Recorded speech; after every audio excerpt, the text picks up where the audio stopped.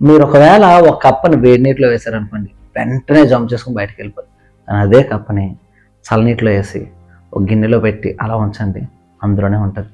అలా ఉంచిన ఆ గిన్నెకి కింద నుంచి మంట పెట్టండి, ఆ కప్ప అయినా సరే అలాగే ఉంటుంది. కొంచెం వేడవుతాయి, కొంచెం వేడవుతాయి, చాలా బాగుంది కదా, ఇది చాలా బాగుంది అనుకుని అందులోనే ఉంటుందంట. వేడి పెరిగి పెరిగి పెరిగి అది తట్టుకోలేనంత పరిస్థితికి వచ్చిన తర్వాత బయటికి దూకేద్దాం అని అంటే అప్పటికే ఆ యొక్క నరాలన్నీ కూడా రిలాక్స్ అయిపోయి అది బయటికి రాలేకుండా అక్కడే ఉండి చచ్చిపోతుంది. ఈ రోజుల్లో మన జీవితాల్లో కూడా ఇదే. ఈ 2025 ఈ ఇయర్ అంతా కూడా చాలా మంది జీవితాల్లో ఏం జరుగుతూ ఉందంటే, చిన్న చిన్నవే కదని కొన్నింటికి అలవాటు పడిపోతున్నారు. అది ఫోన్ అవనివ్వండి, అడిక్షన్ అవనివ్వండి, త్రాగుడు అవనివ్వండి, వారి జీవితాల్లో ఏదైనా అవనివ్వండి, చిన్నదే అనుకుని అక్కడ ఉండిపోతున్నారు. కానీ అది పెద్దదైన తర్వాత దాని నుంచి బయటికి రావాలన్నా సరే రాలేకపోతున్నారు.